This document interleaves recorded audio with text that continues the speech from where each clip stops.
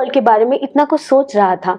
In fact central India में ऐसी कोई बातें होती है, ऐसी कोई चीज अवेलेबल है, ये भी मुझे पता नहीं था, and I got to know. So I thought I should bring this personality on my show. So I have in the studio Dr. Neeraj Gechode, who is the founder of Iravio Clinic. Neeraj ji, बहुत बहुत स्वागत है आपका. Thank you so पहले तो cosmetic and gynaecology, ये दो subject का एक में मतलब इतना मिली जुली सरकार चला रहे हैं आप, तो ये कैसा और ये क्या सब्जेक्ट है बेसिकली कॉस्मेटिक गायनेकोलॉजी ये आज भी बहुत सारे डॉक्टर्स में भी, इवन नॉन डॉक्टर्स, ले पीपल, इनमें भी एक बहुत डायलेमा का सब्जेक्ट है कि लोग जानते हैं कि लोगों को पता है कॉस्मेटोलॉजी, लोगों को पता है इधर गायनेकोलॉजी, लेकिन कॉस्मेटिक गायनेकोलॉजी किसी को नहीं पता है. तो कॉस्मेटिक गायनेकोलॉजी ये बेसिकली ऐसी फील्ड है जो फेमिनाइन इंटीमेट हेल्थ और मेन इंटीमेट हेल्थ में डील करती है. जिसकी हेल्प से हम बहुत सारे ऐसे इश्यूज है फीमेल्स में या फिर मेन्स में जो आज तक शायद नजरअंदाज किए गए हैं या फिर वो डॉक्टरों तक नहीं पहुंचे because of the shame issue. So we are correcting all those things with the very unique and a comfortable approach, and we are the pioneer of cosmetic gynecology in central India. We are the first who have brought all those technologies in the central India first. तो आपको क्यों लगा कि ये अपने इस तरह का नया आविष्कार करना चाहिए, इस तरह की नई चीजें अपने सेंट्रल इंडिया में लेकर आना चाहिए? What is your education background for that matter? Basically I have done my specialization in general surgery, but वही है ना, वो रैंचो वाला किस्सा है कि किक नहीं मिल रही थी. अच्छा. तो बेसिकली बहुत सारे जनरल सर्जन हैं हमारे कम्युनिटी में, लेकिन मुझे एक बचपन से एक रहा है कि कुछ तो आउट ऑफ द बॉक्स करूं. तो ये चीज जो है ये वेस्टर्न कंट्रीज में बहुत ट्रेंडी है. जैसे हमारे यहाँ पे हर 5 कदम पे जाके आपको एक सैलूनिस्ट मिल जाएगा, वैसे western countries typically north America या फिर यूरोपियन कुछ कंट्रीज है, वहाँ पे हर 5 कदम पे आपको एक स्पा, अच्छा स्पा मिलता है जहाँ पे ये कॉस्मेटिक गायनेकोलॉजिकल ट्रीटमेंट होती है, स्पा में होती. अब जब वो चीजें वहाँ पे इतनी फैमिलियर है, तो एशियन कंट्रीज जिसमें इंडिया जो आज इतना सक्सेसफुल है, सक्सेस की तरफ बढ़ रहा है, तो इंडिया में हम इसको क्यों ना लाए, इसके ऊपर मैंने जरा विचार किया, मैंने पढ़ा इसके ऊपर. Then I pursued my fellowship in cosmetic gynecology. Basically, it is reconstructive gynecology. तो उसमें मैंने मेरा फेलोशिप किया and then we started Iravio in 2018. इसमें क्या पढ़ा? कॉस्मेटिक गायनेकोलॉजी में बहुत सारी चीजें ऐसी होती है जैसे for example feminine intimate care. तो फेमिनाइन इंटीमेट केयर में बहुत सारी प्रेग्नेंट लेडीज जो होती है, जो डिलीवरी के बाद एक कॉमन सिम्टम्स को वो फेस करती है, वो होता है urinary leakage. That what is called in our language stress urinary incontinence. Kareena Kapoor का डायलॉग भी है ना, कि भाई 9 महीने बच्चा पेट में रखो, कभी भी यूरिन आ जाए, and that is really a I'm a mother. I have gone through all this stuff. So definitely, yeah, you were saying. So stress urinary incontinence ये ऐसा डिसीज है जिसमें आफ्टर प्रेगनेंसी जब भी कोई फीमेल छींकती है जोरों से या खांसती है या उसको प्रोजेक्टाइल वोमिटिंग होती है, तो अननोइंगली उनकी यूरिन भी लीक कर जाती है. अब ये इतनी शेमफुल कंडीशन है कि इस वजह से बहुत सारी फीमेल साइकोलॉजिकली डिस्टर्ब हो जाती है, डिप्रेस हो जाती है. नई माँ बनती है तो नहीं पता होता था, पता रहता है, और उस वक्त फिर ये सारे सिम्टम्स आना शुरू हो जाते हैं. वो सोशल गैदरिंग्स अटेंड करना बंद करती है, दोस्तों से मिलना बंद कर देती है. तो ऐसे टॉपिक को, ऐसे डिसीज को ठीक करने के लिए पहले भी बहुत सारी मेडिकल फैसिलिटीज नहीं थी, या जो थी वो बहुत पेनफुल थी. एक तो ऑलरेडी प्रेग्नेंट वुमन 9 महीने का बच्चा कैरी करके वो लेबर से जाते हुए इतना पेन फेस कर रही है जो ट्रिमेंडस होता है. उसके बाद ऐसी कोई कंडीशन के लिए आप उनको सर्जरी भी एडवाइस कर दो, और सर्जरी करने के बाद वो पोस्ट सर्जिकल पेन, एनेस्थीसिया की कॉम्प्लिकेशन, हॉस्पिटल में एडमिट रहना, ये इतनी सारी चीजों के लिए वो तैयार नहीं होती थी, और वो उन चीजों को अपने अंदर दबा के बैठती थी, वो डिसीजेस को, जो आगे जाके इतना भयावह रूप धारण करते थे. यही स्ट्रेस इंकन्वीनियंस की वजह से पेशेंट को बार बार सफेद पानी जाना, और इसी कारण उनको योनि मार्ग या बच्चा जाने से रिलेटेड कैंसर होना, यहाँ तक के रिसर्चेस सामने आए हैं। राइट, इसे सर्वाइकल कैंसर भी कहते हैं। Yes, right. तो इन सब चीजों को ठीक करने के लिए और ये पेन फैक्टर या एनेस्थीसिया के कॉम्प्लिकेशन या फिर पोस्ट सर्जिकल कॉम्प्लिकेशन, सर्जरी के बाद जो कॉम्प्लिकेशन हो सकते हैं, इनको अवॉइड करने के लिए कॉस्मेटिक गायनेकोलॉजी ब्रांच इनिशिएट हुई, जो हमने इंडिया में, सेंट्रल इंडिया में सबसे पहली बार लाई, जिसमें हम इन सारे डिसीजेस को विदाउट एनी सर्जरी, बिना हॉस्पिटल में एडमिट किए, किसी भी किस्म का एनेस्थीसिया ना लगाते हुए ट्रीट कर सकते हैं। You can say it is a office care procedure. आप आपके लंच ब्रेक में आइए, ट्रीटमेंट कीजिए, अपने ऑफिस में वापस चले जाइए। वाकई में बहुत सिंपल होता है। This is all the magic of energy based devices. Okay. ये एनर्जी बेस्ड डिवाइसेस होता है। फॉर एग्जांपल, आप बटन चालू कर दो, लाइट चालू हो जाएगा, that is energy. Electrical energy is converted into the light source, light energy. Same thing what biomedical engineers done in the market. उन्होंने ऐसे एनर्जी बेस्ड डिवाइसेस क्रिएट किए जो थर्मल एनर्जी पे काम करते थे, जिससे हम वजाइनल टाइटनिंग कराते। अगर आप, ये बहुत एंशिएंट टेक्नोलॉजीज है। जैसे अगर आप कामा सूत्रा पढ़ते हैं तो कामा सूत्रा में वो योनि रूपन किया जाता था। कोई भी राजा अपनी रानी के साथ इंटीमेट होने के लिए जब भी जाता था तो वो रानी को सबसे पहले योनि रूपन, धूप, बहुत सारी आयुर्वेदिक हर्ब्स से निर्माण किया हुआ धूप दिया जाता था फॉर डिसइंफेक्शन और फॉर रिजुनेशन ऑफ वजाइना। फिर ये टेक्नोलॉजी चाइनीज लोगों ने इम्प्लीमेंट की, जिसमें वो मल्टीपल मेटालिक रॉड से वजाइनल टाइटनिंग करते थे। इसी चीज को अभी एडवांसमेंट करा के एनर्जी बेस्ड डिवाइसेस में कन्वर्ट कर दिया, जो सेफ है, पेनलेस है और without any sort of acquired यानी पोस्ट प्रोसीजर कॉम्प्लिकेशंस के बगैर।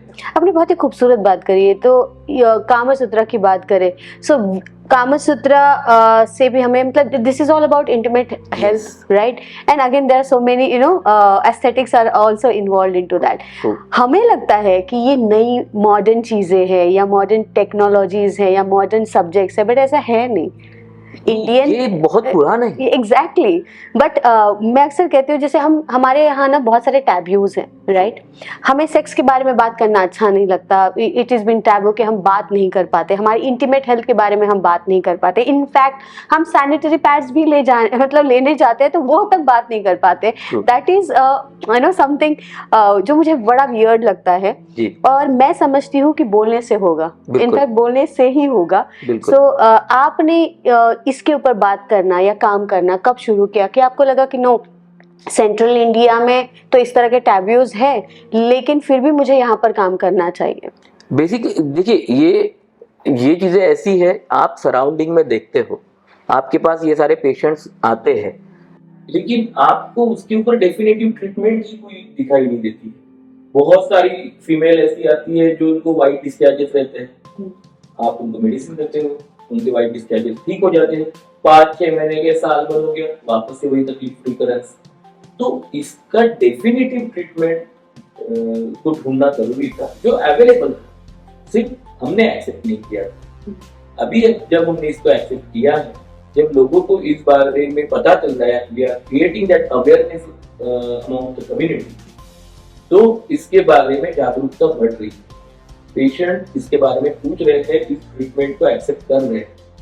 सो इंटीमेट हेल्थ ये जो है, ये बहुत वास्ट टॉपिक है, इसके बारे में जरूर बात करना चाहिए। गवर्नमेंट ने भी ये पहल ली है, सेक्स एजुकेशन को एजुकेशनल करिकुलम में डाला गया है, लेकिन हमको वो चीजों को स्टूडेंट्स तक या यंगस्टर्स तक या पेशेंट्स लोगों तक पहुंचाना बहुत जरूरी है। फॉर एग्जाम्पल, मैं अगर यंगस्टर की बात कर लूँ, फेमिनाइन में बहुत सारे ऐसे intimate hygiene spray, lotion, cream जो ये मुझे सवाल पूछना ही था कि जैसे बहुत सारे ब्रांड्स जो है, वी वॉश जैसे ब्रांड्स है, जैसे इंटीमेट एरिया क्लीन करने के, क्या ये सेफ है इस तरह के सोप? क्योंकि कहीं ना कहीं डॉक्टर्स ये भी बोलते हैं कि you should wash and rinse your intimate area with only normal water. And एक तरफ से दूसरे जो ब्रांड्स होते हैं वो इतनी सारी एडवर्टीजमेंट करते रहते हैं, इतने सारे एडवर्टीजमेंट्स टीवी पर या हर जगह पे मीडिया में आते रहते हैं, तो हम एज अ कंज्यूमर बड़े कंफ्यूज है कि करना क्या है। नहीं, डेफिनेटली ये चीजें फायदेमंद है,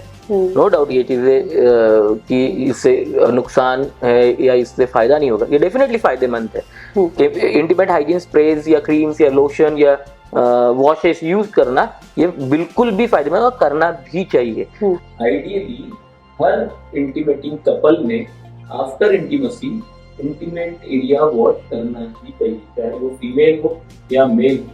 मेल पेशेंट में भी, मेल पर्सन या मेल कैंडिडेट में भी आफ्टर इंटीमेसी अगर इंटीमेट एरिया वो वॉश नहीं करते हैं तो जो ग्लांस पेनिस होता है उसके ऊपर एक व्हाइट कलर का थीन स्ट्रक्चर डेवलप होता है, दैट इज कॉल्ड स्टिग्मा। तो वो स्टिग्मा अगर आप प्रॉपरली क्लीन नहीं करते हो तो that could be another reason for getting cancer to your penile organ. तो ये इंटीमेट केयर बहुत जरूरी है, लेकिन हर चीज किस तरह से करनी चाहिए, हर ये भी चीज का important अपना एक तरीका है, Right. हर चीज की अपनी एक लिमिटेशन है। जैसे यंगस्टर्स आज टीवी पे देखते हैं वो चीजों को, और वो चीजों से फैंटेसाइज्ड होते हैं, फैंटेसाइज्ड होकर वो उसका ओवर यूज कर लेते हैं। आप कोई भी केमिकल स्प्रेज या केमिकल वॉशेस को डेली बेसिस पे नहीं यूज कर सकते हैं। इसके वजह से वजाइना जो होता है, vagina is a very delicate structure, especially the inner layer of vagina, जी। वो कपास के समान नाजुक है, that is called mucosal membrane of vagina. ये सारे केमिकल स्प्रेज यूज करने के वजह से उस म्यूकोजा का पीएच जो है वो बहुत ज्यादा ड्रॉप हो जाता है या डिस्टर्ब हो जाता है। इसकी वजह से वो म्यूकोजा बहुत ड्राई होता है। तो dry mucosa is always been a good habitat for micro organism, Okay. Whether it is bacteria और फंगस, इनके लिए वो एक अच्छा हैबिटेट है। तो वो वहां पे ग्रो होना शुरू होता है, जिसकी वजह से पेशेंट को बार बार सफेद पानी जाता है। सबसे बड़ा अगर तकलीफ है ड्राई वजाइना का तो it is called dyspareunia in medical language, यानी इंटीमेट होते वक्त extreme level of pain experience करना। आज भी इंडिया के बहुत सारे स्टेट में ऐसे कुछ अर्बन प्लेसेस है जहां पे वजाइनल सेक्स नहीं किया जाता है। What you are saying? Yes, because of this, Is it a real statistic? yeah, we are having all researches about that कि बहुत बार डिस्पैरिनिया के वजह से यानी पेनफुल इंटरकोर्स के वजह से वजाइनल सेक्स नहीं होता है। They choose other options for that like oral sex और anal sex for this, but vaginal sex नहीं होता है because of that pain. Okay. So So is there any particular states for that matter कि इन जगहों पर या इन शहरों में ज्यादा? महाराष्ट्र की भी कुछ अर्बन प्लेसेस है, एमपी में भी जाएंगे, हमारे बाजू में तो है। टिपिकली राजस्थान, उत्तर प्रदेश, बिहार, पटना, इस साइड में बहुत कॉमन है ये चीजें। और महिलाओं को भी अगर ये पेनफुल सेक्स रहा तो they don't intend to go for the sex या इंटीमेट होना थोड़ा पसंद नहीं करती, या फिर लेकिन उस वक्त मेल डोमिनेंसी आती है, जिसके वजह से उन मेल डोमिनेंसी की वजह से मेल अपने सेटिस्फैक्शन के लिए कोई अलग रास्ते ढूंढते हैं। Okay, for intimacy, for satisfying their feelings, but ये फीमेल कभी डॉक्टर के पास नहीं जाती फॉर दैट कंसर्न। एंड कितना सिंपल है ना ये, हमारी सोच में बना है कि एक तो पहली चीज बड़ी कॉमन है इंडिया में जो देखे कि everything and anything for their husband और द पार्टनर, कि ये तो मतलब उनका हक है, उनका अधिकार है।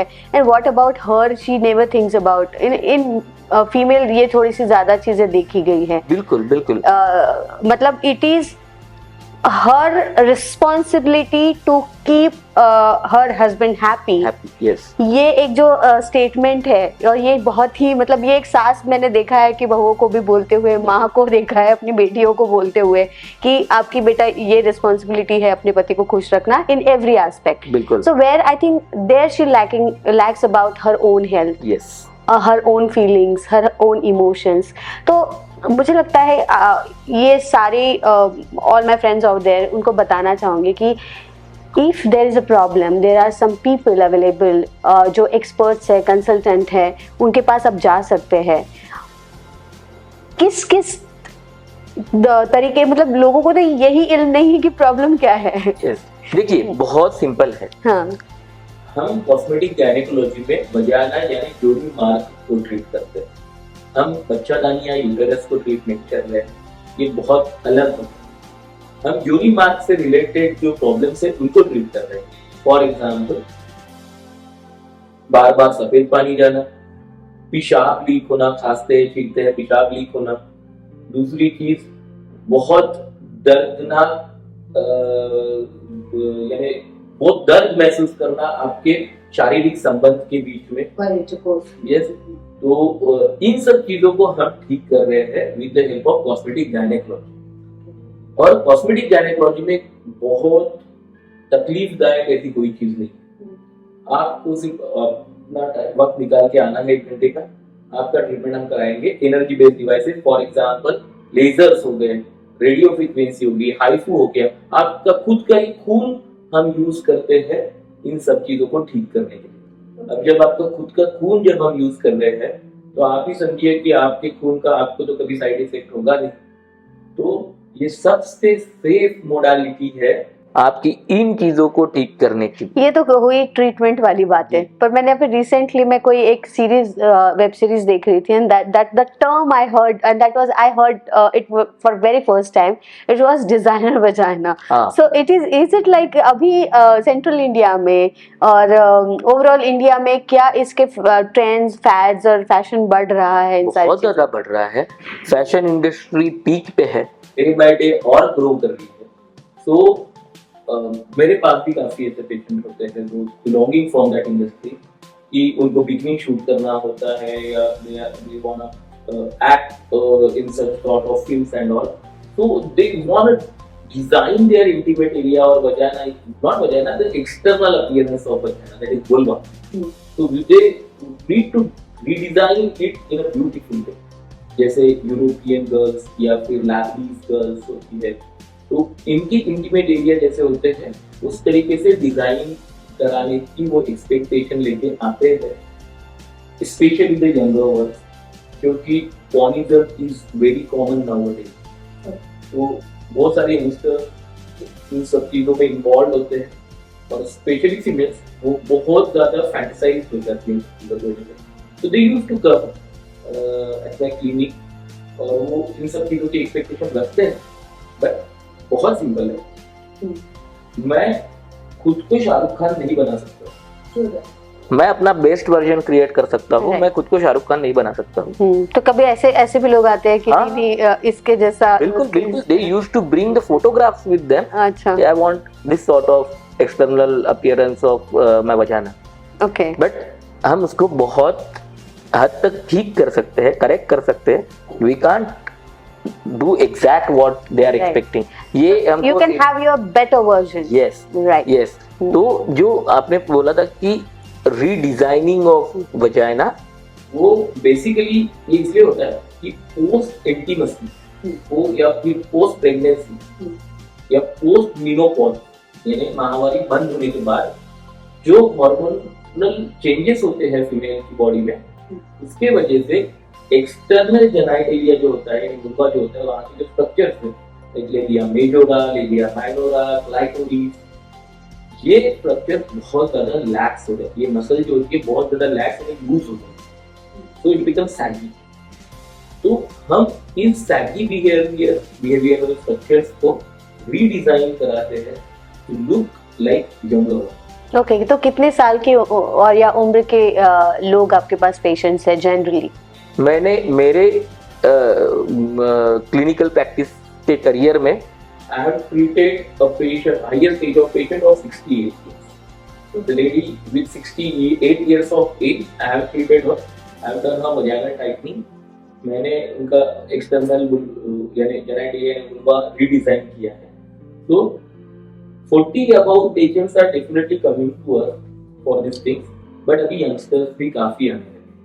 तो यंगस्टर्स को क्या they come up with for what they come? Mostly they are coming with the post-pregnant ladies. They are coming with urinary incontinence, that is urinary leakage, और vaginectomies. और यंग लड़कियां जो होती है, जो उनको इच्छा होती है कि वो फैशन इंडस्ट्री में जाए या एक्टिंग इंडस्ट्री में जाए, तो वो बहुत सारी चीजें करवाती है, जैसे बिकनी लेजर हेयर रिडक्शन होता है हमारे यहाँ पे. So we can remove the hairs which are growing in the intimate area. We can remove it permanently with the help of laser hair reduction. हम डीपिगमेंटेशन कराते हैं।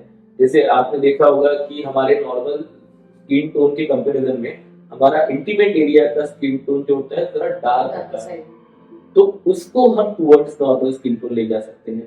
We can make it smooth, जो थोड़ा सा hyper granulated दाने दाने लेकिन दिखते हैं। ये सारी करने से कोई इंटीमेट एरिया के हेल्थ पर कोई प्रॉब्लम? कुछ भी नहीं, कुछ भी नहीं। जैसे आप अपनी फेशियल ब्यूटी को मेंटेन कर रहे हो, ओके, आप सैलून जा रहे हो या आप कॉस्मेटोलॉजिस्ट के पास जा रहे हो, आप फेशियल्स ले रहे हो, केमिकल पील्स कर रहे हो, in the same way you are supposed to maintain your intimate area also. right, and this is very much needed because Yeah. intimate area के health care that is very important. लेकिन ये तो हुआ like female are coming, you said men's are Yes, yes. men are also coming, तो वो क्या क्या issues लेकर आ सकते हैं आपके पास? मोस्ट कॉमनली अगर इंटीमेट हेल्थ के रिगार्डिंग हम बात करें और टिपिकली मेन, तो जो सबसे प्राइमरीली अगर कोई चीज दिखती है तो वो होता है प्रीमैच्योर इजैकुलेशन। प्रीमैच्योर इजैकुलेशन यानी आप परफॉर्म नहीं कर पाते, इरेक्शन बहुत देर तक मेंटेन नहीं रहता है, अर्ली इजैकुलेट हो जाता है। बहुत सारे लोगों में तो सिर्फ वो सोचते हैं सेक्स के बारे में या इंटीमेसी के बारे में, they used to ejaculate. That all happens because of penile muscle weakness. penile organ की जो मसल्स है जो इजैकुलेशन और इरेक्शन को होल्ड करने में कारणीभूत रहती है, उनके वीकनेस के कारण। वैसे तो इसके अंडरलाइंग पॉजिटिव फैक्टर्स जो है, यानी कारणीभूत घटक जो है, वो काफी ज्यादा है। सबसे प्रोमिनेंट साइकोलॉजी या मेंटल हेल्थ प्रीमैच्योर इजैकुलेशन में सबसे बड़ा पॉजिटिव फैक्टर है, जिसको ट्रीट करना चाहिए।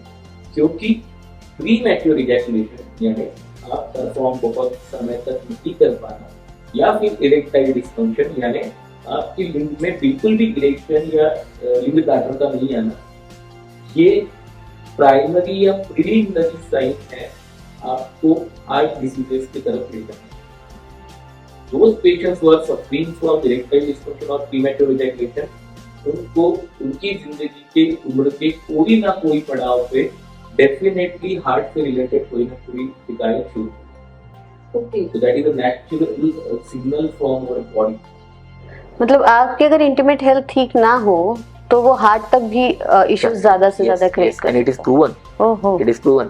So that's why treating premature ejaculation and erectile dysfunction is a must to do. Means बहुत important job है कि आप अगर परफॉर्म नहीं कर पा रहे हो, अगर आप तुरंत अपने डॉक्टर या पास जाए कंसल्टेंट और कंसल्ट उसको करें। ट्रीट कीजिए। बिल्कुल बिल्कुल। ये बात हुई लाइक मेल फीमेल हम लोग बात करते, हम बिहाइंड द कैमरा भी बात कर रहे थे, तो आपने कहा कि ट्रांसजेंडर्स भी आपके पास आए हैं। काफी है, हाँ, काफी है। अभी कैसे होता है ट्रांसजेंडर कम्युनिटी में कि they are also having the same feelings, they are basically a men. वो बॉडी स्ट्रक्चर के हिसाब से एक आदमी ही है, लेकिन उन्होंने मेंटल स्ट्रक्चर उनका अलग है। नहीं, सिर्फ टेस्टोस्टेरॉन उनमें सीक्रेट नहीं होता है, अच्छा, जिसके वजह से वो फेमिनाइन बिहेव करते हैं। ओहो, testosterone is such a hormone which is a very important responsible factor to be a men और वुमेन। ओके, तो वो स्ट्रक्चरली मेन है, बिहेव फेमिनाइन करते हैं because of insufficiency of testosterone level. तो ऐसे वक्त में उनमें भी रिलेशनशिप होते हैं। ओके, दो ट्रांसजेंडर्स भी एक दूसरे के प्यार में गिरते हैं, उनकी भी इच्छा है रहती है कि वो इंटीमेसी के प्लेजर को एक्सपीरियंस करें। तो उनमें से कोई एक जो होता है जिसमें बहुत ज्यादा फेमिनाइन कैरेक्टर होते हैं, they are suppose to be a female, तो वो अपने जेंडर ट्रांसफॉर्मेशन सर्जरीज के लिए हमारे पास आते हैं। ओके, तो आपने ऐसी सर्जरीज करी है? जी, काफी किए हैं। जेंडर ट्रांसफॉर्मेशन सर्जरीज किए, हमने वजाइना क्रिएट किया है, हमने उस वजाइना को प्रॉपर एक नेचुरल लुक दिया है, हमने ब्रेस्ट इम्प्लांट्स किए हैं, हमने हार्मोनल थेरेपीज से उनके बॉडी स्ट्रक्चर्स चेंज किए हैं। इनफैक्ट हेयर ग्रोथ में और जैसे बियर्ड आती है या दाढ़ी आती है तो उसको वो चले जाते हैं, हेयर लेंथ बढ़ता है, completely a feminine. yeah, it is far difficult to recognize that person before an year or couple of years he was a male. But 2 साल के बाद अगर आप उस पेशेंट को देखेंगे तो आप रिकॉग्नाइज ही नहीं कर पाते। आपको क्या लगता है एज ए इंडस्ट्री भी ये कैसे ग्रो होने वाली है, लोगों में कितना अवेयरनेस आया है और क्या लगता है कि और अवेयरनेस आना बाकी है? अवेयरनेस तो काफी आना बाकी है अभी इन सब चीजों में। बेसिकली लोगों ने उस ऑर्थोडॉक्सिटी से बाहर निकलना जरूरी है, माइंडसेट से बाहर निकलना चाहिए। They must start discussing all those things. सफेद पानी जाना, यूरिन लीक होना, मेन से संबंधित आप परफॉर्म नहीं कर पाना, ये बातें छुपाने वाली नहीं है। पर ये तो बड़ी प्राइवेट बातें भी हैं, तो आप इसको नहीं अपने दोस्तों से, घर वालों से डिस्कस कर सकते हैं, तो इसके स्पेशलिस्ट है, आप उनसे जाके मिलिए, उनसे वो ट्रीटमेंट लीजिए। और आज ट्रीटमेंट बहुत एडवांस लेवल पे चले गए हैं। आपको क्या लगता है कि सेक्सुअल परफॉर्मेंसेस या सेक्सुअल लाइफ की वजह से आपकी प्रोफेशनल लाइफ में फर्क पड़ता है? बहुत ज्यादा प्रोफेशनल लाइफ में भी फर्क पड़ता है, क्योंकि आप साइकोलॉजिकली डिस्टर्ब हो जाते हो। और इवन आपने ये भी देखा होगा कि those partners who are not satisfying each other, they are supposed to seek that pleasure from different. तो जो एक्स्ट्रा मैरिटल अफेयर्स या ये सारी चीजें आज हम कम्युनिटी में देख रहे हैं, ये उसी का परिणाम है कि दोनों पार्टनर या कोई एक पार्टनर दूसरे पार्टनर को सेटिस्फाई नहीं कर पाता। जैसे पोस्ट मेनोपॉजल लेडी है या प्रेग्नेंट लेडी है जिसकी वजाइनल डिलीवरी हुई है, नॉर्मल डिलीवरी हुई है, उसमें बहुत बार वजाइना की मसल्स जो होती है वो लैक्स हो जाती है, लूज हो जाती है। तो अपोजिट पार्टनर को जो प्लेजर इंटीमेसी में बिफोर प्रेगनेंसी या फिर अर्ली मैरिज डेज में जो आया हुआ रहता है, वो प्लेजर वो आफ्टर प्रेगनेंसी नहीं एक्सपीरियंस कर पाता। इवन प्रेगनेंसी में जो हार्मोनल चेंजेस होते हैं उसके वजह से फीमेल जेनिटलिया में कुछ ऐसे स्पॉट है जो सेंसेशन क्रिएट करने में हेल्प करते हैं। One spot is G spot, that is called Grafenberg spot, जो वजाइना के एंटीरियर वॉल में होता है। It is the most sensitive part of the vagina, जिससे आपको प्लेजर या ऑर्गेज्म वाले सेंसेशंस आते हैं। एक्सटर्नल जेनिटलिया में आते हैं तो clitoris is the another part. तो इन दोनों पार्ट्स के या वजाइना के जो सेंसेशन है वो डिमिनिश हो जाते हैं। तो फीमेल भी वो ऑर्गेज्म का प्लेजर एक्सपीरियंस नहीं कर पाती है, मेल भी नहीं कर पाते। तो दोनों सेक्सुअली साइकोसेक्सुअली डिस्टर्ब होते हैं और फिर इस प्लेजर को ढूंढने के लिए भी बाहर निकलते हैं। क्या ये तो एक रीजन हुआ जैसे आपने बताया, लेकिन और भी रीजंस है कि बहुत हद तक जो शादी होती है वो मतलब पहले बचत तक बड़ी अच्छी रहती है अमूमन इंडिया में जी। उसके बाद में शादी थोड़ा सा अलग रुख लेना शुरू कर लेती है, जो रिलेशनशिप है वो इतनी ज्यादा स्ट्रांग नहीं रह पाती। तो क्या बहुत सारे रीजन है उसमें, साइकोलॉजिकल रीजंस हो सकते हैं, उनकी कंपैटिबिलिटी हो सकता है, उनका एक दूसरे के प्रति रिस्पेक्ट और प्यार हो सकता है, लेकिन आपके सब्जेक्ट से कंसर्न करते हैं तो सेक्सुअल लाइफ कितनी मैटर करती है to have a healthy relationship? बहुत ज्यादा। देखिए शादी के बाद, बच्चा होने के बाद बहुत सारी हमारी रिस्पॉन्सिबिलिटीज, लायबिलिटीज बदल जाती। मेल जो होते हैं वो अपने काम धाम में ध्यान देने लगते हैं, फीमेल बच्चे में ध्यान देने लगती है, उसके ब्रीदिंग में ध्यान देने लगती है, साइकोलॉजी बदल जाती है, आजू बाजू का एनवायरनमेंट बदल जाता है।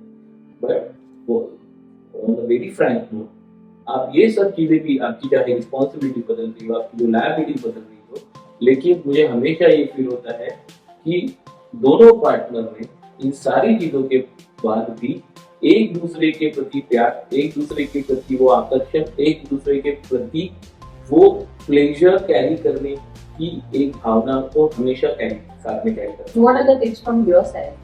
I think intimacy should be carried on for lifelong. हाँ डेफिनेटली। देखिए ये होता है ना, काम इच्छा जो है ये हर इच्छा के ऊपर बताई गई, ये संहिताओं में भी बताया कि पैसा कमाने की इच्छा हो, घर बांधने की इच्छा हो, बच्चे की इच्छा हो, कोई भी इच्छा है, सबके ऊपर काम इच्छा होता है। तो ये तो कभी जाने वाली नहीं है, बट ये ना जाए इसके लिए हम कितनी कोशिश कर रहे हैं। अगर मैं परफॉर्म ही नहीं कर पा रहा, एक तरफ मैं तो इसमें अब मुझे अंदर आप जब बात कर रहे थे तो बड़ा इंटरेस्टिंग ये लगा कि एक तरफ हम बहुत स्पिरिचुअल कंटेंट देखते हैं या वहाँ पर हमको कहीं ना कहीं परावृत्त करने की ही होड़ में लगे रहते हैं। हालांकि it is for the good balance definitely, but what is your take on that? See मैंने शिवाजी महाराज की किताब पढ़ी है और मैंने शिवाजी महाराज को एक 70 mm के स्क्रीन पे देखा है। तो जो किताब में पढ़ा है ना वो मैं शायद 4 साल बाद भूल जाऊं। 70 mm की स्क्रीन में जो डिजिटलाइजेशन विजुअलाइजेशन से जो देखा है ना वो मेरे ध्यान में रहेगा। हो क्या रहा है, हमको दिखाया वो जा रहा है जो दिखाने लायक है। आज भी इंडिया में या बहुत सारे ऐसे देश है जहाँ पे सेक्स इंटीमेसी को अभी भी कंफर्टेबली सामने नहीं लाया जाता है। हाँ, देखो मैंने तो सवाल थोड़ा अलग पूछा था, लेकिन आप ही के बातों से मुझे एक सवाल बहुत इम्पोर्टेंट है, बिकॉज सेक्सुअल कंटेंट या फिर आप समझ के चलिए जो पॉर्न रिलेटेड कंटेंट है वो बहुत अवेलेबल है। इससे बहुत सारा नुकसान भी है। यंगर जनरेशन इस तरह के कंटेंट को देख रहा है, उनकी हैबिट्स बदल रही हैं, उनके तौर तरीके बदल रहे हैं। ये एक्सपोजर ऑफ सच कंटेंट, आप क्या सोचते हैं इसके बारे में? मुझे लगता है इसके बारे में अवेयरनेस और एजुकेशन जरूरी है ना। फॉर एग्जांपल मैं अपना ही एक किस्सा बताता हूँ। मैं बहुत छोटा था, अपने पिताजी के स्कूटर पे बैठ के कहीं जा रहा था, तो शायद दिवाली के आसपास का कुछ वक्त होगा, तो कोई एक बिल्डिंग थी जहाँ पे बहुत सुंदर लाइटिंग लगी और उस बिल्डिंग के ऊपर लाइट वाले अक्षरों में लिखा गया था BAR। तो आई वॉज लाइक कि हाँ ये BAR इन्हें बार। तो आप आस्क माय डैड कि मतलब ये बार क्या होता है, BAR इधर इतनी सुंदर लाइटिंग क्यों लगी हुई? तो at that time he said नहीं ये अच्छी जगह नहीं है, इधर जाना नहीं, ये गलत है, इसके बारे में पूछना नहीं। अगर उसी समय पे ये बताया गया होता कि ये बार है, इधर शराब या दारू नामक एक चीज मिलती है जो लोग पिया करते हैं, लेकिन इससे शरीर को हानि है, इससे ये होता है, तो उसी वक्त मुझे ये चीजों के बारे में बता दिया गया होता तो शायद हम आगे कुछ नहीं करते। तो ये चीजों को अभी हमने हमारे बच्चों के साथ डिस्कस करना बहुत जरूरी है। राइट एज क्या है डिस्कस करने की, आपको लगता है? मुझे लगता है कि जब आपका बच्चा इन सारी चीजों के बारे में आपसे सवाल करना शुरू करे, that is the right age to talk with them. Beautiful answer, I must say. Yes. ये सेक्स एजुकेशन आपने आपके बच्चों को जरूर देना चाहिए। True that. मेरे पास भी एक किस्सा है। बिल्कुल। मुझे न्यूज़पेपर पढ़ते थे, हम मराठी न्यूज़पेपर पढ़ रहे थे, तो हर चीज़ जब कोई कठिन शब्द होता था तो मैं अपने पापा को पूछती थी कि इसका मतलब क्या है। तो एक बार एक एडवर्टीजमेंट में पढ़ रही थी, वो मराठी एक छोटी क्लासिफाइड में एडवर्टीजमेंट आती है जनरली, तो वहाँ पे स्वप्न दोष लिखा था। ओके। तो मैंने मेरे पापा से पूछा कि ये स्वप्न दोष क्या है। मैं समझ सकती हूँ कि उस वक्त तो उन्होंने मुझे उसका क्या आंसर दिया वो याद नहीं है, पर डेफिनेटली वो आंसर तो नहीं था जो उसका मीनिंग है। आज भी बहुत सारे लोगों को स्वप्न दोष नहीं पता है। जब भी अब मुझे कहीं अगर वो स्वप्न दोष लिखा हुआ दिखता है तो वो किस्सा याद आता है, तो मुझे लगता है मेरे पापा क्या हड़बड़ाए होंगे वो बात सोच क्या है, क्योंकि बीइंग अ पेरेंट्स ये हेजिटेशन होता है। ये बात तो मतलब काफी पुरानी बात है। हाँ। तो दैट वाज ये एक है कि हम इतने अपने बच्चों के साथ में इन सारी चीजों के बारे में बात नहीं कर पाते। मुझे लगता है आपने बहुत अच्छा जवाब दिया कि जिस वक्त से वो सवाल पूछने लगे तो उसको उस सवाल का जवाब बहुत अच्छे से दे देना चाहिए, क्योंकि वही हमारा जनरेशन है, वही हमारा फ्यूचर है। हम जितना उनको इन सब चीजों के बारे में अवेयर करेंगे वो उतने ही खुद को सेफ रख सकेंगे, उतने ही खुद को हेल्दी रख सकेंगे। हम थोड़ा सा हट जाते हैं इन सारे, क्योंकि मुझे ना आपकी बातों से बड़ा इंटरेस्टिंग चीज लगी, क्योंकि आपने जब भी कामसूत्र का ये किया जिक्र किया, उससे पहले अब देखा जाए तो आपका जो सब्जेक्ट है हमारे इंडियन कल्चर में वो सब्जेक्ट कैसे है वो मैं सोच रही थी। कहीं कामाख्या देवी का मंदिर है। ओके। आप जानते हैं? मैं शायद नहीं जानता। यहाँ पर स्त्री की योनि की पूजा होती है। वो कामाख्या देवी का मंदिर है। तो ये जो बात है कामसूत्र, जब वहाँ पर भी आप मंदिर में देखेंगे कि सारी लीलाएं वहाँ पर चित्रित हैं।